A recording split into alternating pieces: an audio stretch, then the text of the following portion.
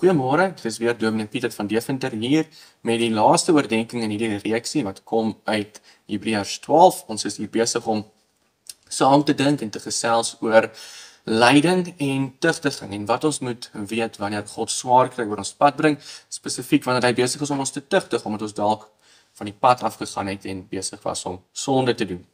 En hier gaan ons vandag nou lees uit Hebreërs 12 vers 11. Ons lees, nou lyk elke tugtiging of dit op die oomblik nie 'n saak van blydskap is nie, maar van droefheid. Later lewer dit egter 'n vredevolle vrug van geregtigheid vir die wat daardeur geoefen is. Wat ons in hierdie vers moet sien, gaan oor die langtermyn effek of die langtermyn gevolg van God se tugtiging.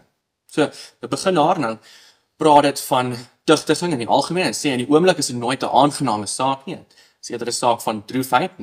Ek dink enigiemand wat liefdevolle ouers gehad het, wat hulle ook getugtig het, kan daarvan getuig. Geen kind hou in die oomblik daarvan om getugtig te word nie. Dit is nie 'n aangename saak nie. Inteendeel, dit lyk soos 'n baie slegte idee. En dan mense sal dalk sê jou ouers is besig om hier verkeerd op te tree.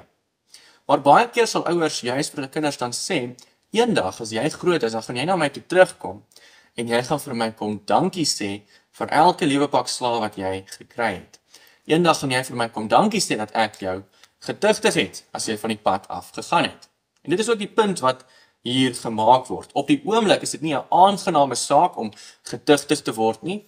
Ook nie as God die Vader ons tugtig nie, as hy lyding oor ons pad bring, as daar een of ander ramp ons tref, as ons werk verloor, as daar een of ander ding in my lewe gebeur, wat dit ook al kan wees, en ek sien hierdie is tugtiging uit die hand van God die Vader om my weer op die regte spoor te bring. Onthou, nie alle tugtiging is noodwendig die gevolg van, nie alle lyding is noodwendig tugtiging nie, nie alle lyding is noodwendig die gevolg van iets wat ons verkeerd gedoen het nie, maar wanneer dit wel so is, dan is dit nog steeds nie regtig 'n lekker ervaring om deur te gaan nie. Maar, daar is 'n langtermyn prentjie, daar is 'n langtermyn gevolg, en dit is wat die skrywer dan hier vir ons sê. Later lewer dit egter 'n vredevolle vrug van geregtigheid vir die wat daardeur geoefen is. Op die lang termyn help God se tugtiging ons om vrugbaar te wees. Dit het 'n effek in ons lewens. Daar is 'n groter prentjie, daar is 'n groter plan en God gebruik die tugtiging in ons lewens om ons op die ou end vrugbaar te maak. Dit lewer 'n vredevolle vrug van geregtigheid. Met ander woorde, dit skep 'n toestand van vrede in my lewe waar ek voorheen net wil baklei en oorlog maak. Die effek van God se tugtiging in my lewe is dat ek meer en meer begin deelneem aan sy vrede, die vrede wat hy vir ons kom gee deur Jesus Christus sy seun.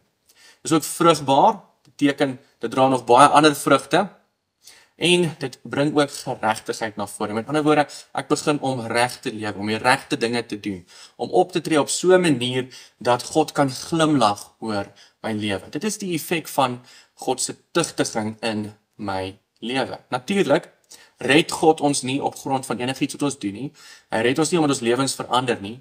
Hy red ons heeltemal alleen net op grond van die soenverdienste van die Here Jesus Christus. Maar as hy ons dan red, dan sluit hy 'n verbond met ons, hy stap 'n pad met ons en soms tugtig hy ons sodat ons lewens kan verander en sodat ons kan meer en meer getuig van hierdie vredevolle vrug van geregtigheid. En daarom wil ek vanoggend vir jou sê, neem die groter prentjie in ag.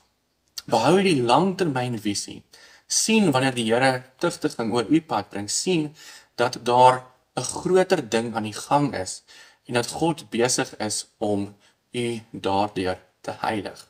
In die oomblik is tugtiging nooit aangenaam nie, maar later lewer dit 'n vredevolle vrug van geregtigheid. 'n Mens kan ook so ver gaan om te sê, in die oomblik is dit nooit lekker om deur God die Vader getugtig te word nie, maar eendag in die hiernamaals, sal ons na hom toe gaan en dankie sê vir elke keer wat hy ons getugtig het. Kom ons bid saam.